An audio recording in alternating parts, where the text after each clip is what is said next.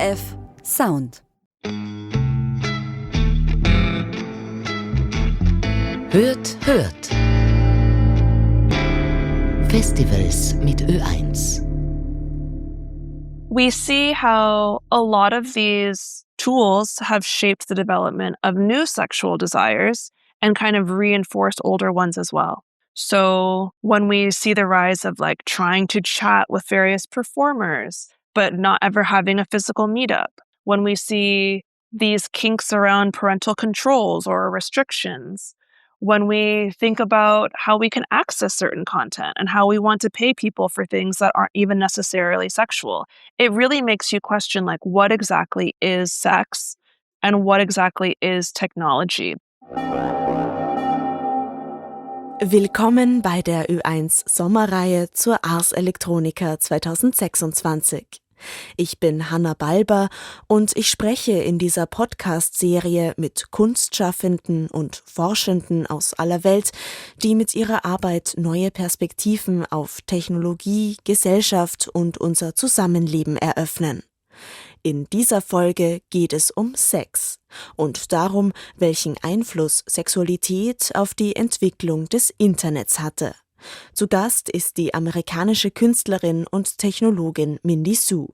In ihrer Arbeit beschäftigt sie sich mit technologiebasierten Performances und experimentellen Publikationsformen.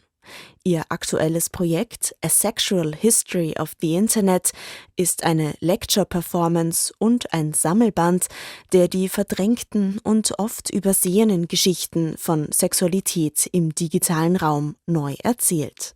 Während der Performance liest das Publikum gemeinsam die Geschichte alltäglicher digitaler Werkzeuge, ergänzt durch Texte von Künstlerinnen, Juristen, Sexarbeiterinnen und Historikern.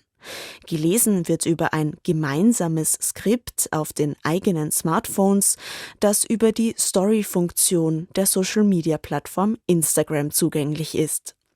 Mindy Seu erörtert, wie Technologie, Begehren und Macht seit den Anfängen des digitalen Zeitalters miteinander verflochten sind. Für diese Arbeit erhält sie eine Anerkennung in der Kategorie Interactive Art Plus beim renommierten Prix Ars Electronica. Die Preise für die besten Medienkunstwerke des Jahres werden im Rahmen des Festivals vergeben, das heuer von 9. bis 13. September in Linz stattfindet. Your recent project is called A Sexual History of the Internet. It's a lecture performance and book that gathers anecdotes, artworks, and historical artifacts that reveal the pervasive and perverted origins of our digital tools. Where did you get the idea for this project? So my previous publication, Cyberfeminism Index, was this big encyclopedia. And it gathered 3 decades of online activism and net art, and it had multiple different themes running through it, like hacktivism and wetware, open source software movements, things like this. But one of the key through lines that I felt was quite present was that of embodied technology, and I wanted to isolate that thread from the publication to create its own narrative project, which is where A Sexual History of the Internet came from. So Cyberfeminism Index feels like a project of accumulation, hundreds or thousands of entries creating a cohesive narrative, whereas A Sexual History of the Internet feels a bit more pointed to create this singular essayistic narrative. But was there a specific moment or question or maybe even conversation that triggered that project? I think it was built through community and anecdotal experience. I have so many peers who are working as technologists, who are performers online, who are performers in life. And it just seems to be a very socially prescient conversation that would come up over and over again, especially now as we think about these economic downturns and how sex has been a part of that for so many decades. So it was really based on this kind of research, but also friends and colleagues who were constantly talking about this and wanting to kind of situate that within this longer context of art history, technology history, and the history of sexualized labor. Mm. And when did you realize this wasn't just a research topic, but something that actually needed a performative form? I love the performative form because in my work, I often give lectures about various topics, but the performance is really meant to kind of provide an alternative perspective on how to get the connotation of the content rather than it being more didactic. So, for example, we use Instagram every day, multiple times a day. And it has these built-in behaviors that we've been conditioned to perpetuate over and over, largely doom scrolling and rapidly clicking and trying to do things for likes and clicks and this kind of engagement. So when we then use Instagram as a performance vehicle, it kind of retrains how you might be thinking of that tool and also resituates the tool within this larger context of performance and extraction. So it really became the way to kind of take advantage of the interface, but use it in an alternative way. So how does the lecture performance actually work? Can you walk us through it? Yes. So when you go to a lecture hall, there's rows of seats, there's a podium with the speaker, and there's a big screen behind them. And this setup kind of suggests a sort of expertise or legitimacy. And I was trying to kind of draw attention to these conventions and then turn them on its head. So you're still in some sort of lecture hall or black box theater, but there's no podium and there's no projection. Rather, all the chairs are randomly askew, so everyone's facing a different direction. Everyone is then instructed to pull out their phone, and I get them all onto the same Finsta. And for me, there's no spotlight, there's no central stage, but I weave throughout all of the chairs. So as people are looking at their Instagram, you feel very much alone, but together because you're in a very dark room, you're all facing different directions, and yet you're doing this kind of endurance test where everyone is following the same 45-minute autoplay at the same time. It does start to feel kind of like this religious experience. And one of the curators watching it said it felt like a Catholic mass because you have this light reflection, you have this recitation from the audience, and it really does start to feel like this very polyvocal performance. And why was it important to you to also have this book as an extension of the lecture series? I have a practice of prototyping in public. I really like testing things out with an audience and being able to iterate quickly. And when we were doing these beta tests all throughout 2024, we found that many of our Instagram accounts kept getting deleted because of Instagram's very opaque community guidelines. So while we have learned how to censor the images and the language enough, and I do want to keep the Instagram account up so it's open access, but we also wanted to accompany that with a printed book for posterity. So I worked with Laura Combs, who's a longtime collaborator, and we were able to create a facsimile of the performance script and nod to the performance as much as possible. So you can actually see it behind me. There are these like tiny books that are the size of your iPhone, but when it's extruded to 600 pages, it starts to feel like a little Bible or a little black book. At the heart of the project is this idea that pretty much every type of modern technology, from the computer mouse to AI, has been directly or indirectly shaped by desire, power relations, and the labor of sex workers. So, how exactly has technology been shaped by sexuality? Yeah, I mean, I can provide a few concrete examples. Some of it is very theoretical. So, your reference to the computer mouse is really drawn by the scholar Ali Na. She wrote this great essay called The Fetish of the Click, in which she maps the history of the light gun to the light pen to the computer mouse and how it then transitioned from the light gun, which is a very phallic object that was also used as a tool for military testing in these online environments, before it then segued to the computer mouse with The Mother of All Demos by Douglas Engelbart. So here we see the transition of shape. The computer mouse is a very ionic shape with a central scrolling wheel. This is also then referred to by cyberfeminist collectives like VNS Matrix, where they describe the clitoris as the direct line to the matrix, and you might associate that with this central scrolling click on the mouse. And then even now with our iPhones or touchpads, it no longer has a ionic shape, but it's still very pressure sensitive. It vibrates. It has all of these qualities of teledildonics. There's also things that are more concrete. The Alexander Sawchuk and his team at USC was testing compression algorithms, and they used an image of Lena Forsen, who was a Playboy model at the time, and they didn't ask for permission. That image was reanalyzed billions of times, and it ultimately became the foundational image of what we now know as the JPEG. We see how these kind of like childish jokes kind of embed their way into these extractive histories. One of the first computer-generated nudes was a joke that they put up in the wall of their boss's office.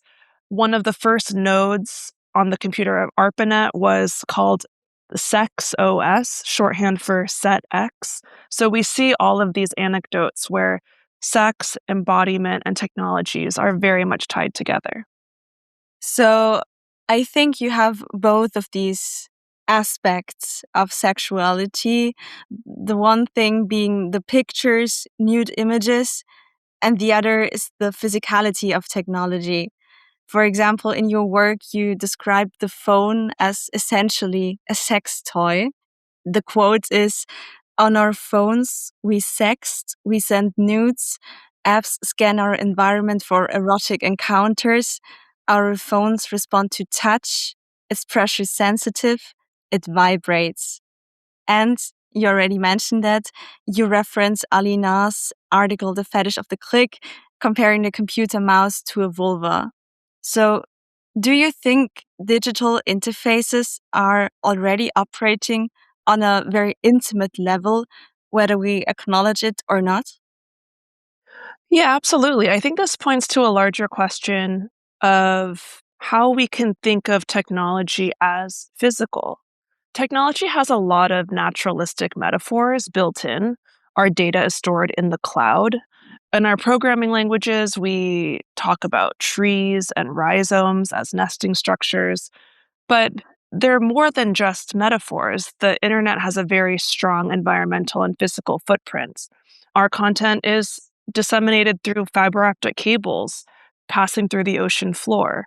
We try to understand all of these physical experiences that we bring into the browser. When we think about the computer bug, or this was actually a physical moth that was found in Grace Hopper's team's computer.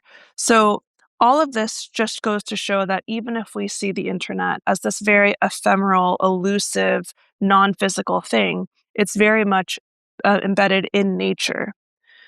That can be taken one step further then to talk about all of the physicality of our embodiedness that we bring into the browser, whether that's the conditions of how we move through society, but also the very physicality ourselves. So again, VNS Matrix, when they were creating the term cyberfeminism alongside Sadie Plant, they were trying to suggest a provocation of how women could suggest what this cyberspace might be, because prior to this, it was very much shaped by the male gaze of science fiction, with fembots and cyber babes and all of this.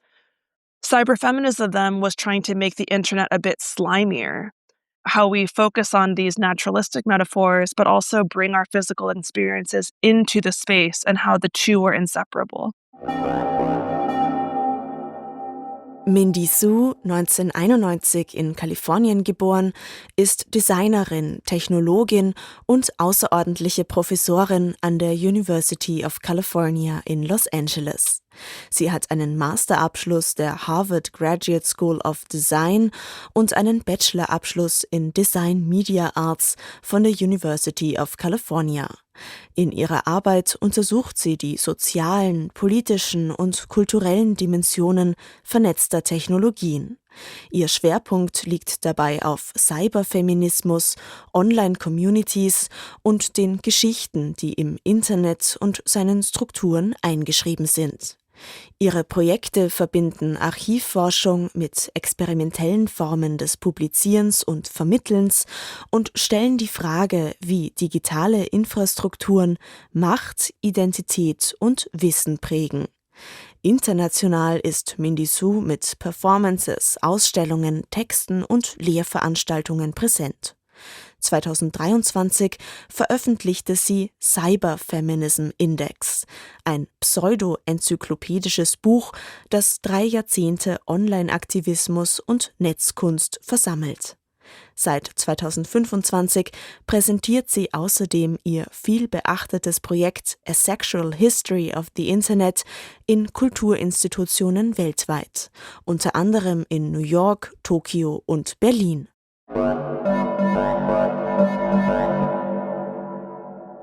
So you mentioned the first JPEG is essentially the story of a stolen image, and you have many other examples of inventions that have some connection to sex or even the labor of sex workers.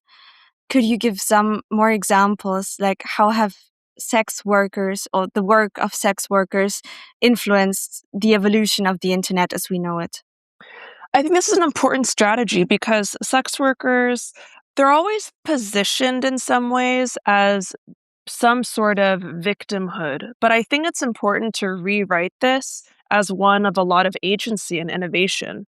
In the 90s, as a lot of sex workers were moving online, they were really the boon of these personal websites. They were the reason why bandwidth improved and chatting engines became better and video streaming became higher.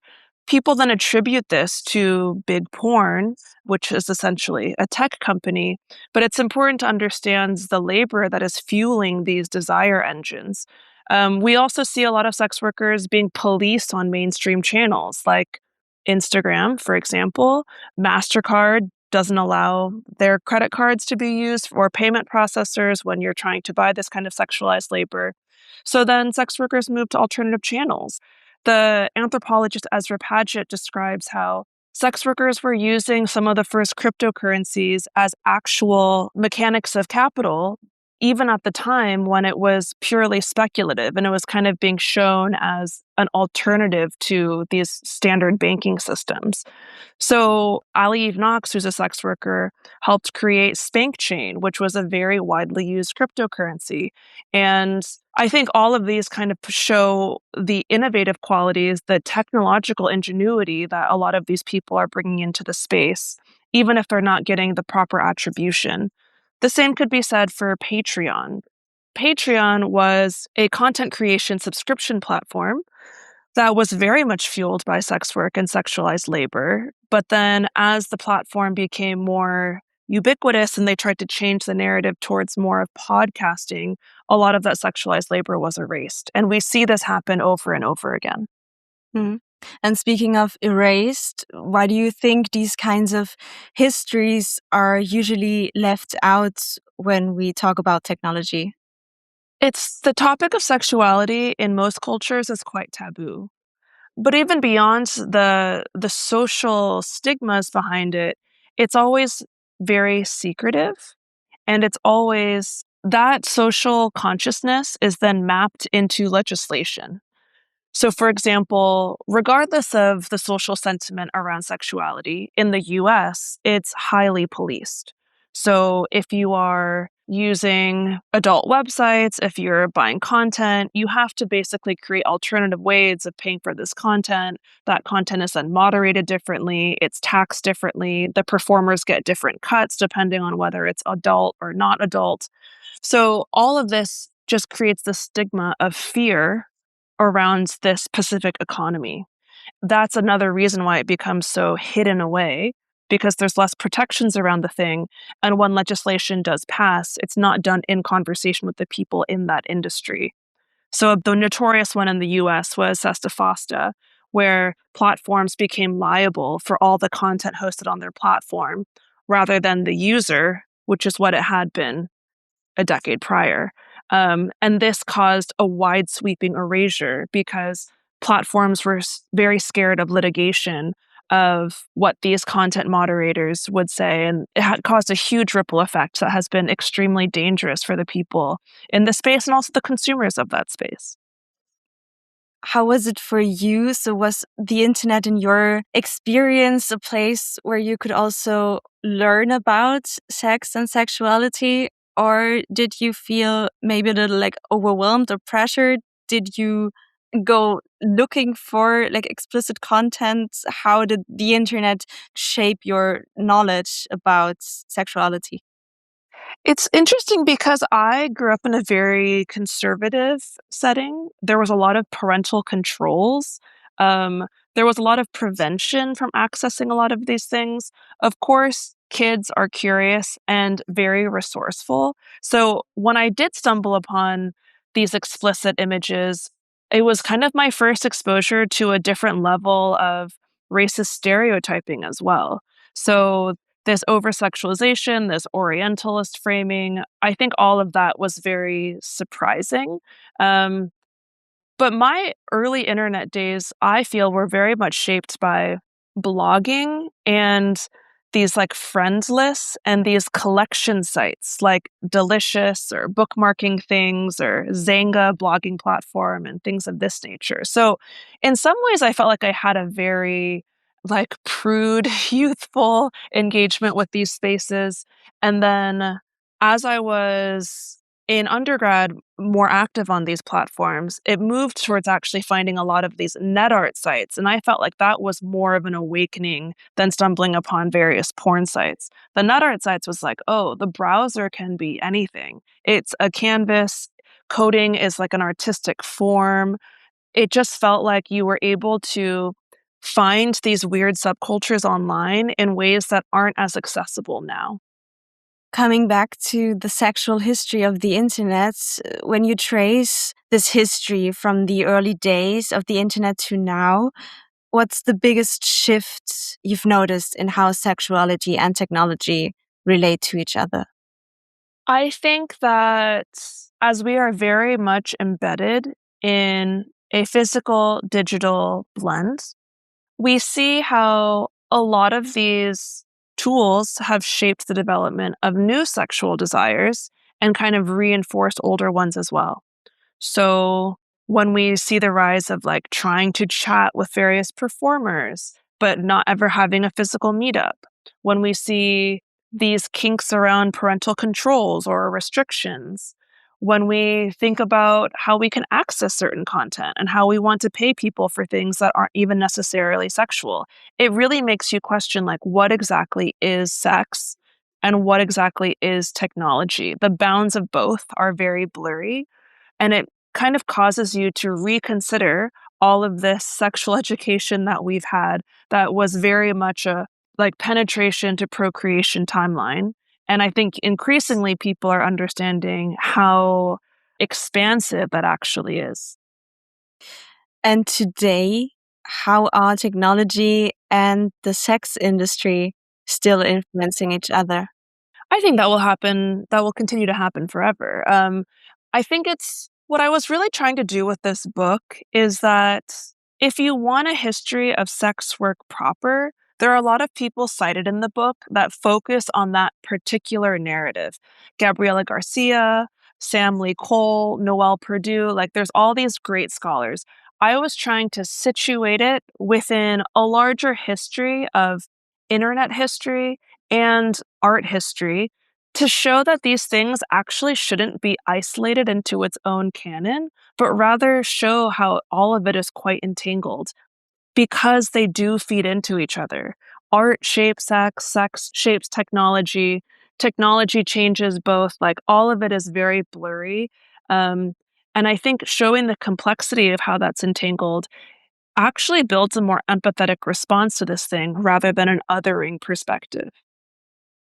I personally feel that with all the new technological developments today, it's becoming a little bit scarier if we're thinking about AI avatars, deepfake technologies, platforms where people might use images where the people that their bodies belong to, their faces, have not consented to that Mhm. use.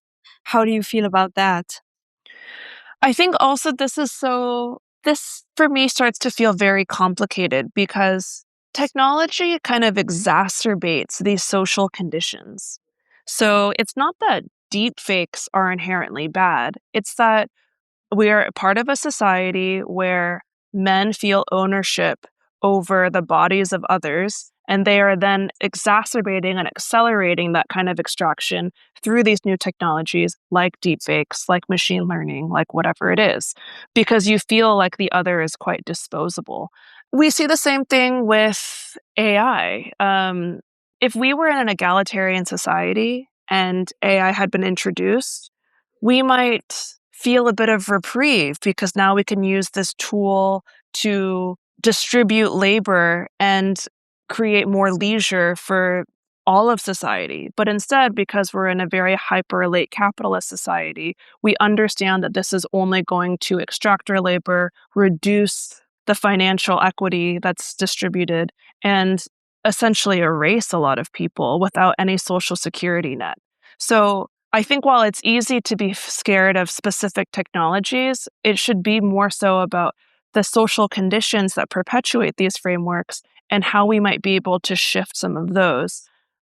Of course, the two things go hand in hand, but it does make me think that it's just easy to blame a tool when in fact it's like the makers of the tool, the social context that allows that tool to thrive, things like this. Because of this, I think artists are great to kind of poke holes in these spaces and provide speculations for alternatives. So even Sarah Friend, who's cited in the book, she has this project called Prompt Baby, which is directly in response to deepfakes and revenge porn. And in it, she allows her clients and customers to purchase a prompt rather than just using her image online. So she trains an AI on images of herself. The client can then prompt what they want the image to be, and she could accept, reject, or modify that prompt. So it's really built in conversation with the other, and she still has a bit of autonomy over her image. And this kind of relationship kind of suggests what a potential one might be, but on a much smaller scale. You spoke also about other forms of reclaiming the image and reclaiming the body. Speaking from the perspective of sex workers, there's also a very interesting concept that you mentioned that is data domination.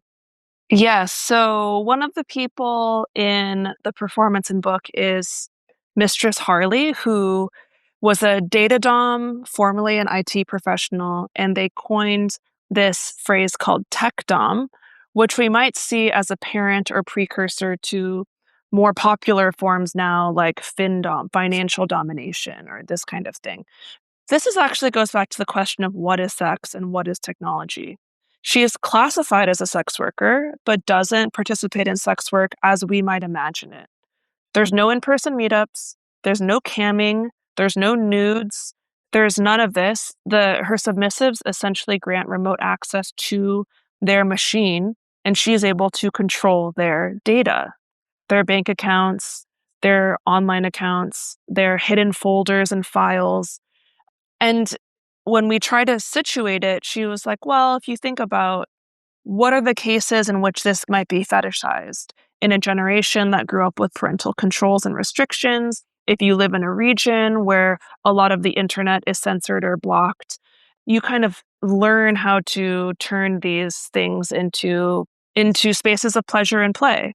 And I think it just brings these larger questions of how we can kind of situate these things and understand that they are all done consensually in a way that is meant to be a proper relationship between people and understanding how that is able to blossom because of a larger social shift and in response to these various legacies of technology. Given all of these tensions, the liberating potential, but also the exploitation, the intimacy, but also the surveillance, how do you personally feel about the internet today? Or has making that project changed your relationship to digital spaces? I think when you make projects like these, they are like calling cards.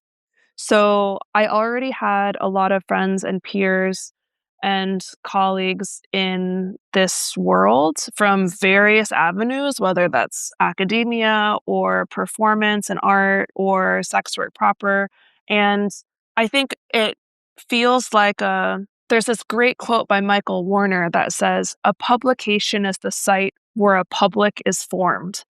Um, and similarly, there's a quote by Andre Breton that says, "To publish is to find comrades."